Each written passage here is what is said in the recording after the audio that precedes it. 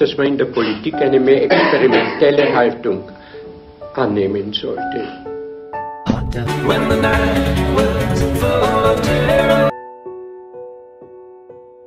Dari abad ke abad, wabah adalah ketidakpastian. Juga sekarang ilmu pengetahuan selalu menjanjikan jawaban yang meyakinkan. Tapi bersamaan dengan itu juga hidup dari pertanyaan dan perdebatan. Apa yang kemarin kita ketahui tentang COVID-19 hari ini tak sebulan sebelumnya.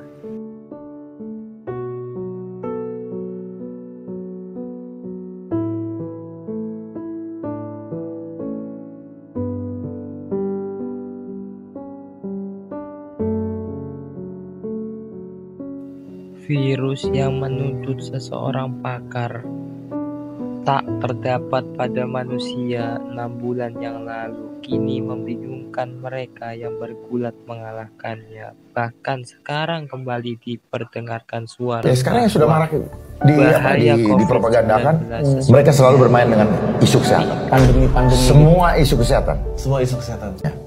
Ya, selalu yang bermain ini di depan adalah mereka yang punya otoritas dalam bidang kesehatan.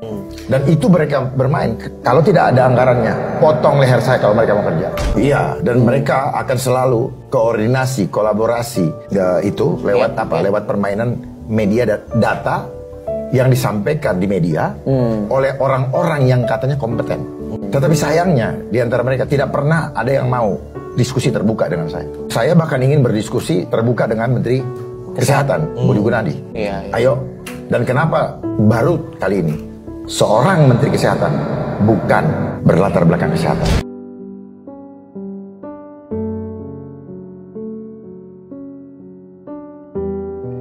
Saya termasuk yang berharap begitu. Seraya kurang percaya, tapi apa yang sebenarnya bisa saya percaya dengan pasti?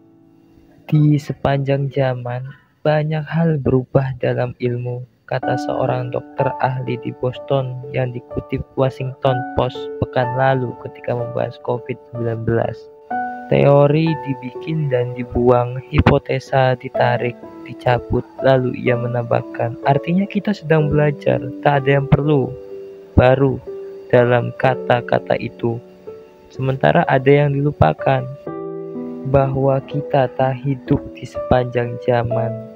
Kita, apalagi orang-orang awam, dikepung ketidaktahuan, ditodong ancaman, sakit dan kematian. Dan itu semua terjadi hari ini. Kita tak sempat meninjau sepanjang zaman. Kita esok harus menuntaskan.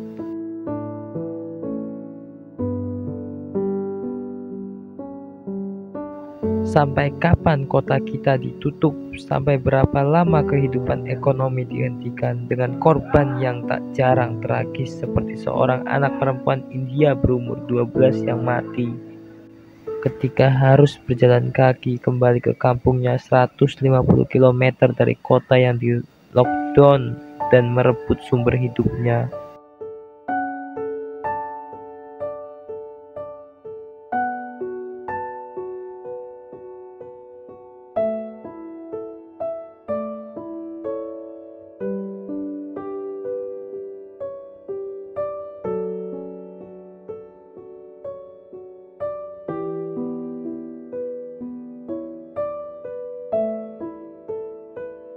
Para pakar epidemi umumnya menjawab dengan segala niat baik, juga dengan masyghul. Situasi ini masih akan lama. Jawaban itu memang tak dimaksudkan menghibur.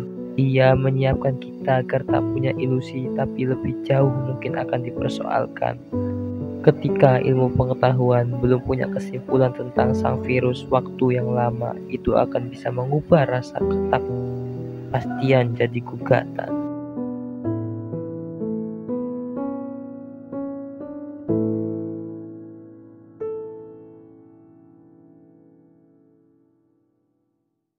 Bagaimana para ilmuwan secara moral mempertanggungjawabkan apa yang mereka katakan dan sarankan, jika yang mereka kemukakan belum sebuah kesimpulan bahwa mereka sebenarnya sedang belajar? Tak mudah menjawab ini, tak mudah bagi para ilmuwan, sama tak mudahnya bagi pengambil keputusan politik yang menentukan sebuah kebijakan dengan dibantu ilmu pengetahuan yang masih bertanya-tanya.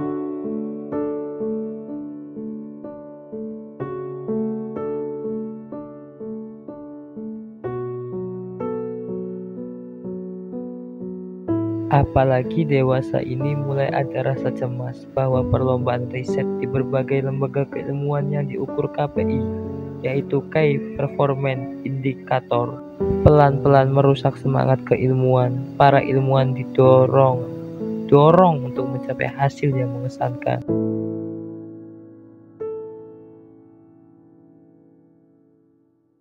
Ilmu ingin cepat menjawab dan memulai, malas bertanya. Para periset yang berangkat dari rasa ingin tahu dipinggirkan, sementara pimpinan lembaga yang harus mencari dana dan nama membayangi tiap proyek penelitian. Di masa-masa pandemi itu yang cepat menyebar ini, ada desakan lain yang bukan main-main. Niat menyelamatkan kehidupan di masa lalu yang belum benar-benar lalu. Ada jalan lain dari situasi bertanya-tanya.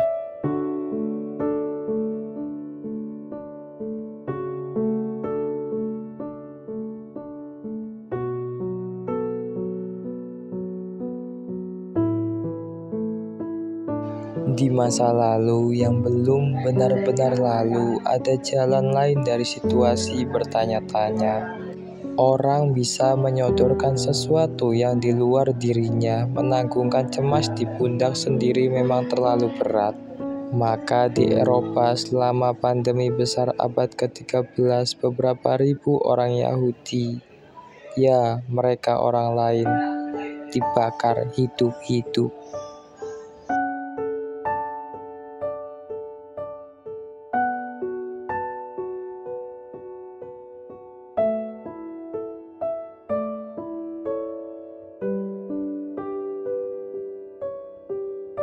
Atau orang merujuk nasib dan bintang-bintang, atau lebih sering Tuhan, ketika mereka sendiri resah atau takut menyalahkan Tuhan sebagai pencipta malapetaka.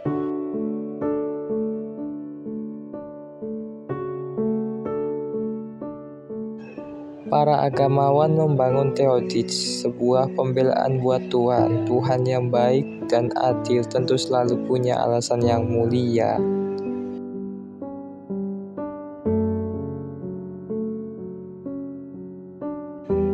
Ia menguji anak India yang mati di jalan itu, sebuah mala dalam bumi ciptaan Tuhan selalu dimaksudkan baik. Meskipun yang menikmati kebaikan umumnya mereka yang bukan sekelas si gadis yang kelaparan itu.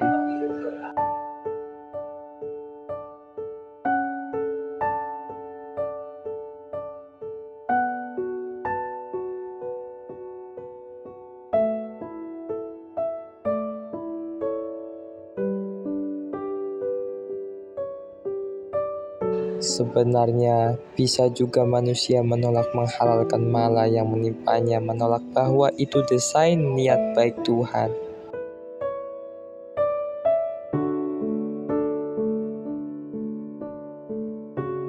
Manusia bisa menganggungkan mala tanpa pernah melihat rencana penghiburan ilahi. Levinas misalnya, filosof Yahudi Prancis itu yang mengalami kekejaman Hitler terhadap orang-orang Yahudi.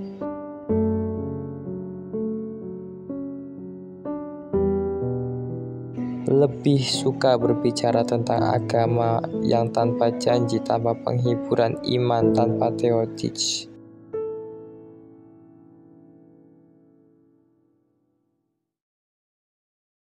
Dengan kata lain, ia ingin menunjukkan ia bisa beriman kepada Tuhan yang tidak senantiasa adil tanpa Tuhan yang dimainkan sekalipun.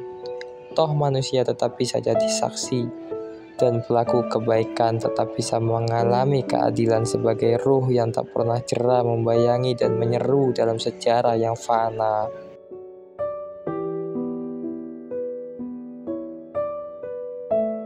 Tapi hal ini tidak ringan dijinjing di zaman modern. Penjelasan berubah bahkan sejak masa Shakespeare di abad 16. Ketika wabah datang berkali-kali, salah satu tokoh dalam lakon All's Well That Ends Well berkata,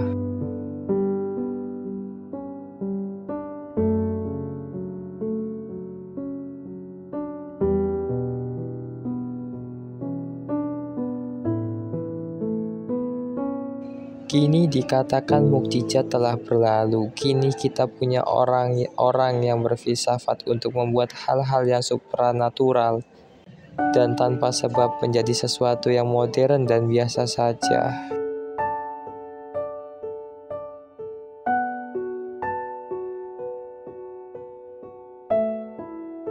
Ada yang didapat di masa modern itu, tapi juga ada yang hilang. Kita tak menyerah ke sebuah ketakutan yang tak kita pahami.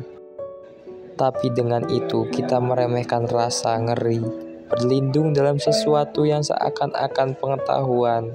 Kata seakan-akan di sana terasa ngilu atau lucu atau jujur.